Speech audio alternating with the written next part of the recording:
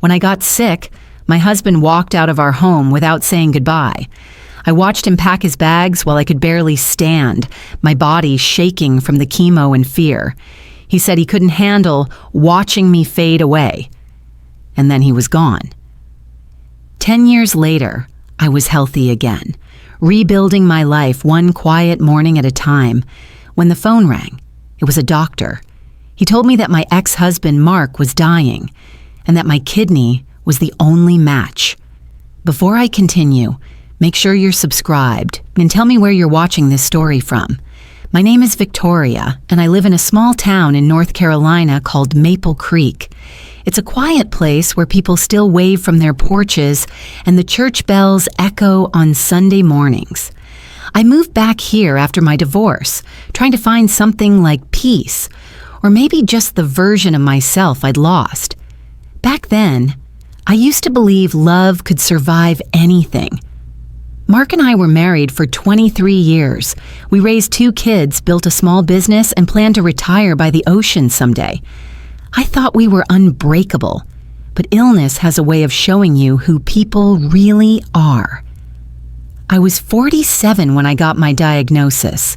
Stage 3 kidney failure. It felt like the ground opened under my feet. I remember sitting in the sterile doctor's office staring at the printout while Mark squeezed my hand, saying, "We'll get through this." I believed him. But slowly, something changed. He stopped coming to appointments. He worked late, spent weekends, helping a friend. And when I looked into his eyes, I saw pity instead of love. At night, I'd lie in bed listening to the sound of his phone lighting up. Messages he didn't want me to see. My strength was fading, and so was our marriage. But I still cooked his dinner, still asked how his day went, still smiled when he looked away. Because when you love someone that deeply, you tell yourself the lie that things will go back to how they were. The winter, I started treatment. Our home grew cold, not because of the weather, but because of silence. He slept on the couch, so I could rest. He avoided eye contact, avoided talking about hope.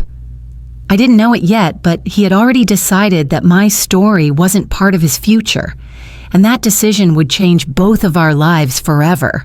It started with small things, the kind that don't seem like warning signs until you look back and realize they were red flags waving right in front of you. Mark began forgetting little details about my treatment schedule. He'd miss picking up my medications or accidentally switch off his phone during my dialysis hours. One afternoon, as I sat alone in the clinic, the nurse asked gently, "Is your husband coming today?" I forced a smile and said, "He's just running late." But deep down, I knew he wasn't. He hadn't been there for a while, not really. At home, his presence felt like absence, wrapped in politeness. He'd talk about work trips that seemed to last longer each time. When I'd ask about them, he'd change the subject or sigh like I was being dramatic. One night, I woke up to the faint glow of his phone. I saw a name, Lisa, and a heart emoji beside it. My chest tightened, not because I didn't already suspect, but because it confirmed what I had been too weak to face. I didn't say a word. I just turned away, tears soaking the pillow. The next morning, he acted normal. He made coffee, asked if I wanted toast. I nodded, pretending I hadn't seen anything. That's the thing about sickness. It doesn't just drain your body, it drains your will to fight for things that are already dying.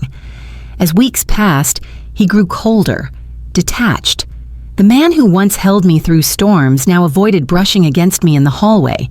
Every time I reached out, he stepped back like my illness was contagious. Then one evening, I found a suitcase in the hallway, his, packed neatly. I stood there, dizzy, holding onto the wall for balance. "Are you leaving?" I asked, my voice barely a whisper. He didn't meet my eyes. "Victoria, I can't do this anymore. Watching you like this, it's killing me," I laughed, a dry, broken sound. "Watching me? Mark, I'm the one dying." He rubbed his forehead, looking away. "You'll be fine.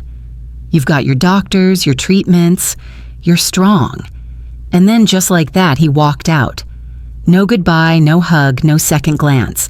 Just the sound of the door closing, a sound that echoed in my chest for years. After he left, the house became a shell. Quiet, cold, and filled with ghosts of conversations that would never happen again. The couch still had the shape of his body in it. His mug sat by the sink, and his cologne lingered in the air like a cruel memory. I tried to hold myself together. My daughter, Emily, called every few days, but I never told her how bad things were. I didn't want her to see me like that, frail, abandoned, and waiting for someone who'd never come back. The chemo made my hair fall out, my skin turn pale, my reflection unrecognizable. But what hurt most wasn't my body breaking down. It was the realization that the man who promised forever had only meant until it got hard. One night during treatment, I overheard the nurse whisper to another patient, "Her husband never comes with her." Poor thing, I smiled politely, pretending I hadn't heard.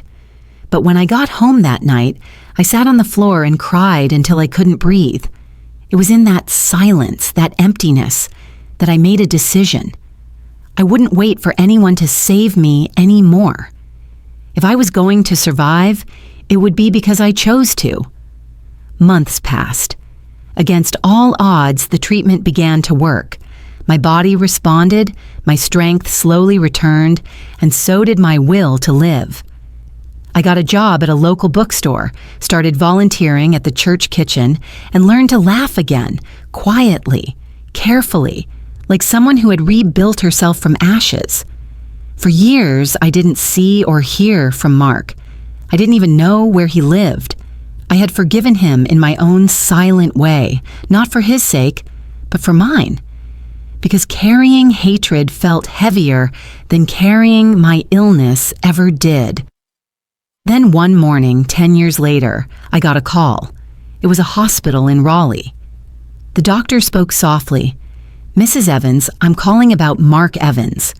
He's in critical condition, kidney failure.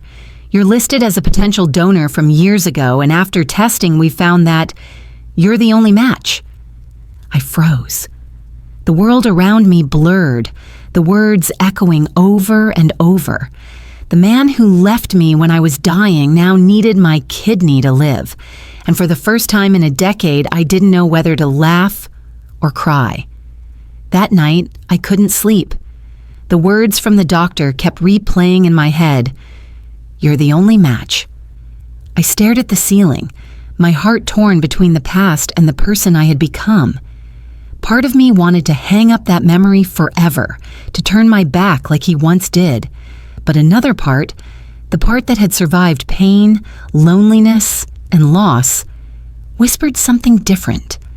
I brewed a cup of tea and sat by the window, watching the rain fall against the glass. 10 years had changed everything about me, except my capacity to feel. Somewhere inside, I still carried love, even if it had been buried beneath betrayal. The next morning, I called the hospital back. "Can I visit him first?" I asked. When I arrived, the nurse led me into a quiet room. Mark was lying there, thinner than I remembered, his face pale and his eyes hollow. Tubes ran from his arms, machines hummed softly around him. For a second, he didn't recognize me. Then his eyes widened. "Victoria." His voice cracked, disbelief heavy in it. "You look different." I nodded. "Healthy?" I said simply. He blinked, shame flooding his expression. "I didn't think you'd come." "I almost didn't," I replied. My voice was steady, but inside a storm brewed. "Why did you put my name down as a donor, Mark?" He swallowed hard. "I didn't." "The hospital found it in old records from when you were sick. I guess fate has a cruel sense of humor." For a long moment, neither of us spoke. The silence between us felt like the years we'd lost, cold, heavy, and full of things unsaid. Then he whispered, "I don't deserve your help." I sighed softly. "You're right. You don't." He turned his head away, his shoulders trembling. I watched him, The man who once left me at my weakest, now lying helpless in front of me. And in that moment, I realized something powerful. I wasn't the broken one anymore. That realization didn't come with anger. It came with peace, the kind that only comes when you've already survived the worst thing someone could do to you. When I left the hospital, the doctor caught up to me. "You don't have to decide today," he said gently, "but we're running out of time for him." I thanked him and walked out into the parking lot. The rain had stopped. The air smelled like wet asphalt and pine trees. For the first time in years, I didn't feel small or afraid. That night, I wrote in my journal, something I hadn't done in a long time. He took everything from me once, but this time, I get to decide who I want to be. And with that thought, I knew what I needed to do next. 2 days later, I returned to the hospital with my decision. The nurse led me into Mark's room again. He looked weaker, his eyes sunken, his skin gray. When he saw me, his lips trembled. "Did you come to tell me no?" he asked quietly. I shook my head. "I came to talk." He looked away. "You shouldn't even consider it, Victoria." "After what I did." "After what you did," I interrupted softly. "I learned who I am."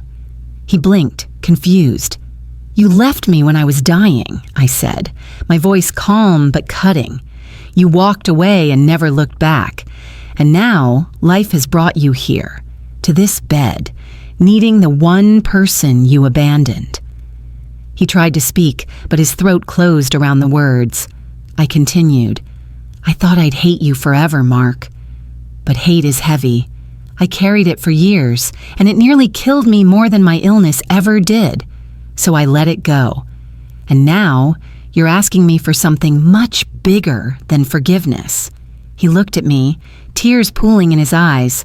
"You don't owe me anything." "I know," I said. "That's why I'm choosing this. Not for you, for me." He frowned. "You mean you'll do it?" I nodded. "Yes, I'll donate. Because I won't let what you did define me anymore."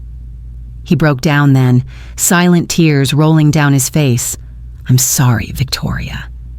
For everything I watched him cry, the same man who once walked out without a second thought. But this time, I didn't feel pity or anger.